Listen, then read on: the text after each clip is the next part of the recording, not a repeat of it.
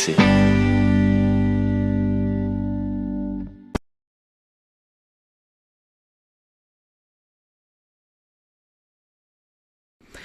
Bienvenue à tous, Radio Couleur Chartreuse en reportage pour cette première édition de la fête et concours du gâteau de Saint-Genis.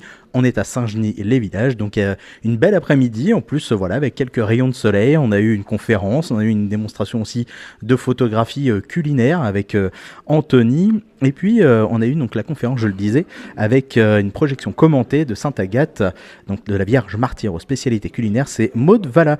Bonjour. Bonjour. Merci de nous accorder quelques instants. Alors, est-ce que vous pouvez vous présenter en quelques mots qui êtes-vous, votre fonction, et puis on parlera aussi de la fondation. Ok, donc je m'appelle Maud Valla, je suis guide conférencière.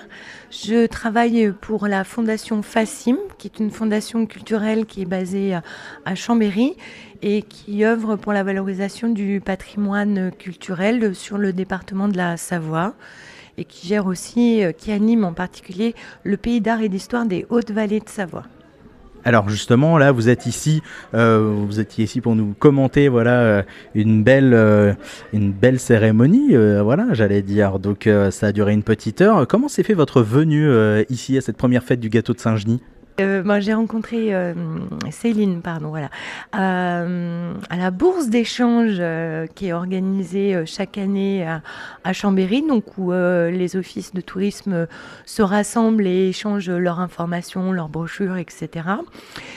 Et on avait convenu de se revoir pour réfléchir à relancer les visites qu'il y avait avant ici sur le Valgué, qui était organisé avec la Fondation FACIM. Et puis en discutant, on en est venu à parler donc, du Saint-Genis et qui est un gâteau qui est lié à toutes les traditions autour des pains bénis, autour de la fête de la Sainte-Agathe le 5 février. Et c'est comme ça que cette conférence qu'on avait déjà proposée à Saint-Pierre-d'Albigny, on a pu la refaire, la proposer ici dans ce cadre de cette fête autour du Saint-Genis. Oui, parce que du coup, on l'a bien compris, la date n'a pas été choisie par hasard. Non, pas du tout. Donc la fête de Sainte-Agathe, c'est le 5 février. Voilà. Et très tôt quand même, on trouve des mentions dans les archives de bénédiction de pain lors de la Sainte-Agathe. Alors Sainte Agathe, elle est avant tout invoquée pour se protéger des incendies, mais elle a aussi un rôle plus féminin, puisque c'est là aussi la patronne des nourrices et des mères allaitantes et des femmes en général.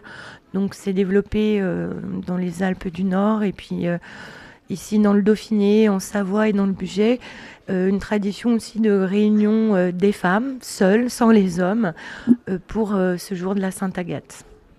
Et du coup, le lien avec ce gâteau de Saint-Genis, voilà, des histoires, racontez-nous un petit peu. Le lien, il va être difficile à tester vraiment de manière historique, scientifique, parce qu'on parle de patrimoine culinaire, donc on est sur un patrimoine qui est très très peu documenté. L'alimentation, c'est le quotidien, donc c'est pas intéressant, c'est pas quelque chose qui a été raconté, écrit, etc. Mais on a tous les folkloristes, fin 19e, début 20e, qui ont fait des recherches, des inventaires, etc.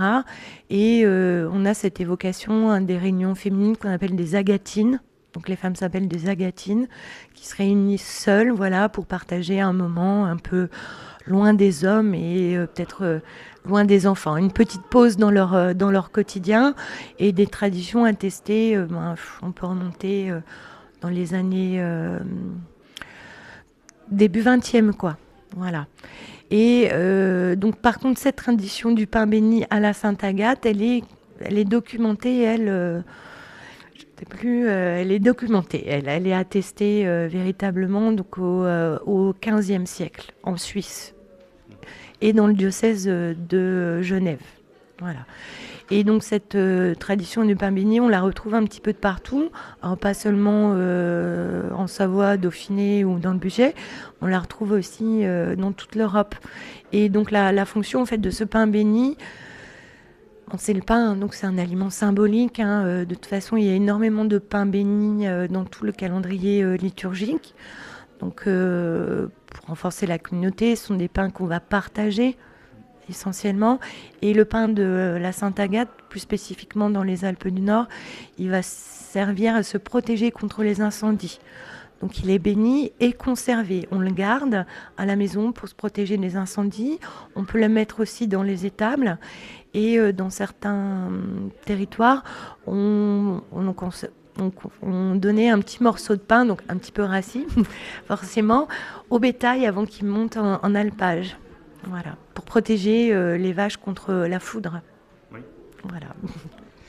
Eh ben, merci en tout cas d'être venu pour cette conférence ici, voilà, pour cette première édition du Cateau de Saint-Genis.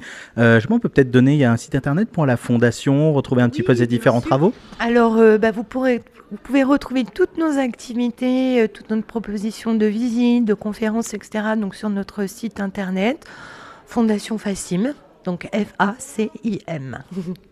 Eh bien, merci beaucoup de nous avoir accordé quelques instants. Donc voilà, une conférence qui a lieu ici lors de cette première fête du Gâteau de Saint-Genis. Maude Valave, je rappelle que vous êtes chargée du service groupe et de la promotion territoriale à la Fondation Facim. Donc, merci beaucoup. Merci à vous. À bientôt sur l'antenne de Radio Couleur Chartreuse. RCC.